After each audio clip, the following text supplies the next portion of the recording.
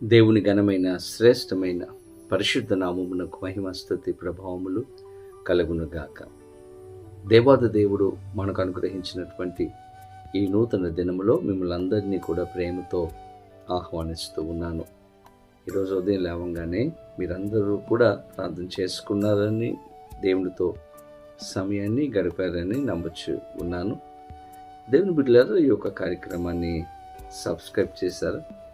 ఒకవేళ చేయకపోతే ఇప్పుడే సబ్స్క్రైబ్ చేయండి. ఇంకా అనేక మందికి మీ స్నేహితులకు, బంధువులకు షేర్ చేయాలని ప్రభు పేరిట మిమ్మలను కోరుతూ ఉన్నాను. ఈ దినం పరిశుద్ధాత్మదేవుడు మన కొరకు సిద్ధపరిచిన శ్రేష్టమైన, అమూల్యమైన, శక్తివంతమైన వాగ్దానమును ప్రార్థన పూర్వకముగా పొందుకుందాం. తలలు వంచండి, ప్రార్థన. పరిశుద్ధుడా, నీకు వేలాది వందనాలు యేసయ్యా. ఉదయకాలంలో మీ సన్నిధికి వచ్చి ఉన్నాము. ఈరోజు మాతో మీరు మాట్లాడి బలపరిచి, ధైర్యపరిచి, దీవించి నీ కృపలో భద్రపరచమని యేసు నామమున అడిగి వేడుకొనుచు ఉన్నాము మా పరమ తండ్రి, ఆమేన్. ఈ దినం దేవుని వాగ్దానమును చదువుకుందాం. బైబిల్ గ్రంథాలు తెరవండి. 84వ సంకీర్తన 10వ చరణమును చదువుకుందాం. నీ ఆవరణములో ఒక దినము గడుపుట 1000 దినముల కంటే శ్రేష్టము.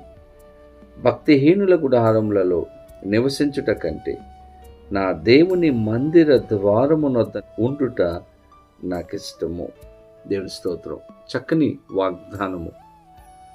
ఈ యొక్క కీర్తన ఎవరు రాశారంటే కోరాహు కుమారులు. దేవుని బిడ్డలారా, వారి యొక్క ఆశ దేవుని యొక్క మందిర ద్వారము దగ్గర కూర్చోవడం వారికి ఇష్టం అంట. ఈరోజు మన జీవితంలో ఎన్నో ఇష్టాలు ఉంటాయి, ఎన్నో కోరికలు ఉంటాయి. కానీ వీడి యొక్క కోరిక మనకున్నటువంటి కోరికల కంటే భిన్నమైనటువంటి కోరిక. వీడికున్న కోరిక ఏంటి? వీడికున్న ఇష్టం ఏంటంటే దేవుని మందిర ద్వారము దగ్గర కూర్చోవాలని వారు ఇష్టపడుతూ ఉన్నారు. దేవునితో సమయాన్ని గడపాలని, సహవాసం చేయాలని వారు ఇష్టపడుతూ ఉన్నారు. కోరాహు కుమారుల యొక్క తండ్రి పరిస్థితి మనం గమనిస్తే దేవునికి వ్యతిరేకంగా నిలబడినటువంటి వ్యక్తి, సేవకునికి వ్యతిరేకంగా నిలబడినటువంటి వ్యక్తి, దేవుని ధిక్కరించినటువంటి వ్యక్తి, అవిధేయత చూపించినటువంటి వ్యక్తి, దేవుని యొక్క శాపాన్ని పొందుకున్నాడు. కానీ కోరాహు కుమారులు దేవుణ్ణి ప్రేమించారు. దేవునితో సహవాసం చేయుటకు వారు ఇష్టపడ్డారు. ఎవరికి లేనటువంటి ధన్యత కోరాహు కుమారులకు దేవుడు ఇచ్చినట్లుగా మనం చూస్తాం.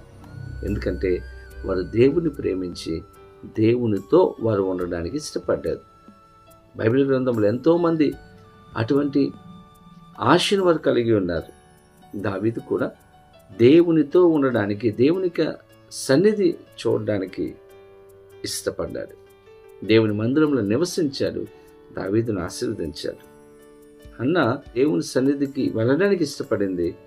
దేవుడు ఆమె యొక్క కోరికను నెరవేర్చాడు. అపోస్తలుల కార్యములు 3వ అధ్యాయంలో మనం గమనిస్తే పుట్టినది మొదలుకొని కుంటివాడైనటువంటి ఒక వ్యక్తి దేవుని మందిరమునకు వెళ్ళడానికి, అక్కడ కూర్చోవడానికి ఇష్టపడ్డాడు. దేవుడు అతన్ని స్వస్థపరిచాడు. ఈరోజు నీవు కూడా దేవుని దగ్గరకు రావడానికి, దేవునితో సహవాసం చేయుటకు, దేవుని ప్రేమించుటకు నీవు ఇష్టపడగలిగితే దేవుడు నీకు సహాయం చేస్తాడు, స్వస్థపరుస్తాడు, ఆశీర్వాదం అనుగ్రహిస్తాడు, నీ జీవితంలో గొప్ప కార్యాలు చేస్తాడు. ఈరోజు ఆదివారం ఎంతమంది దేవుని యొక్క సన్నిధికి పరుగు పరుగును వెళుతూ ఉన్నారు. నీ జీవితంలో ఎన్నో సమస్యలు ఉండవచ్చు, నీ కుటుంబంలో ఎన్నో కష్టాలు ఉండవచ్చు, ఒకవేళ అనారోగ్యంతో బాధపడుతూ ఉండవచ్చు. దేవుని సన్నిధిని నిర్లక్ష్యం చేయకండి, దేవుని సన్నిధికి వెళ్ళండి.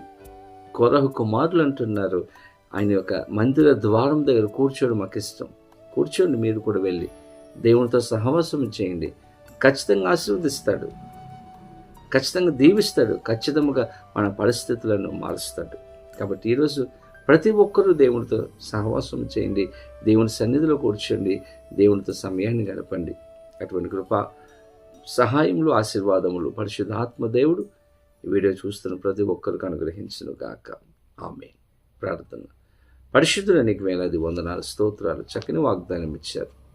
కోరాహు కుమారులకు ఉన్నటువంటి ఆశ మేము కలిగి ఉండడానికి సహాయం చేయండి. మీ సన్నిధిలో ఉండుటకు, మీతో సహవాసం చేయుటకు, మిమ్మల్ని ప్రేమించుటకు మాకు కృప చూపించమని, దీవించమని, ఈ వీడియో చూస్తున్న ప్రతి ఒక్కరిని దీవించండి. ఈ ప్రార్థనలు ఏకీభవించండి. ప్రతి ఒక్కరికి మీ సహాయం అనుగ్రహించమని, దీవించమని, కృప చూపించమని యేసు నామమున అడిగి వేడుకొనొచ్చు ఉన్నాము మా పరమ తండ్రి.